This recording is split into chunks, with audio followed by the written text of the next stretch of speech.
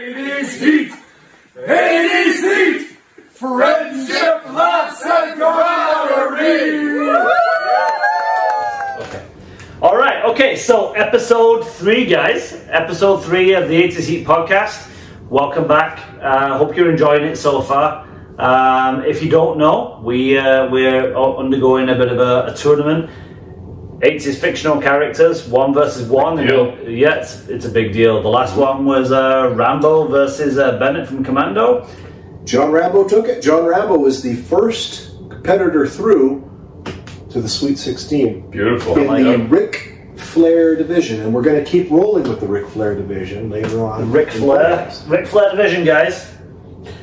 Can you guys woo? So we were... Woo! Woo! So we were... Woo! So we were talking about this earlier there, Marky, how Ian and I both have an appreciation for Ric Flair, but we feel like... Sorry, guys, I don't have my microphone on. So Ian and I were discussing earlier while we were waiting for you to arrive to the pod tonight, because you are a bit of a diva, and you're always late. But we were talking about how we both really like Ric Flair, and we feel like you don't, because you're a little more wholesome than we are, and we feel that Ric Flair's shenanigans were a little over the top. Do you disagree? I mean, that's tough. Ric Flair is a great professional wrestler. He's a legend in the business. Star Wars is a legendary movie. I'm not a fan of Star Wars. Ric Flair is a legend in the professional wrestling business. I'm not a fan of Ric Flair. So what turns you off about him? His lack of wholesome? No, I just honestly... Because that most 80s wrestling. The alligator boots? No, I think that Ric Flair is... I think he's great, but I don't think he ever let go. Like, I think you're going to see, like, a guy like The Undertaker, for example, 40, 50, literally 40 years from now, The Undertaker isn't still going to be desperately trying to stay in the spotlight. Every generation is reminded of how great Ric Flair is, because Ric Flair puts himself in a situation to remind everybody of how good he is. And he was great. It was phenomenal. But I feel like a lot of his legacy is because everybody is reminded of him.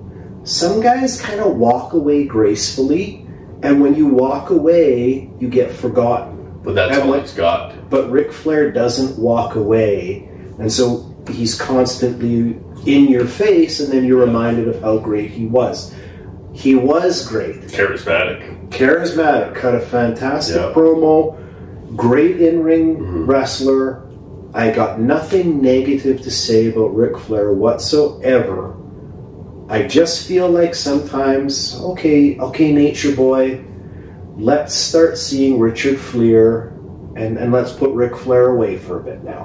That's all. And I don't think that makes me a bad person for saying that. No, it doesn't. And I don't think that's me disrespecting the wrestler either. Undertaker is starting to be Mark Calloway. Triple H is starting to be Paul Levesque. Shawn Michaels is starting to be Michael Hickenbottom. But there's certain guys. Hulk Hogan is still Hulk Hogan. Ric Flair is still Ric Flair. I'd just like to see them step away from the character a bit. Yep. That's it. Well, I like seeing him in his alligator boots and his limousines and his Rolex watches. Woo! Sure. I'm in the minority. I get that. There's something about Ric Flair. Like, there's so many stories. Like I was telling Jake earlier. Like, did you watch the Joe Rogan thing? Should we be putting over the Joe Rogan podcast? Yeah, because I mean, he's basically like, competition now. We'll give him a shout out. Joe Rogan's probably really worried about the 80s. Well, we'll give him a shout out. I'm gonna say, He's probably shaking in his boots. You know what? He's gonna thank us later for this push. That's true. WCW and WWF.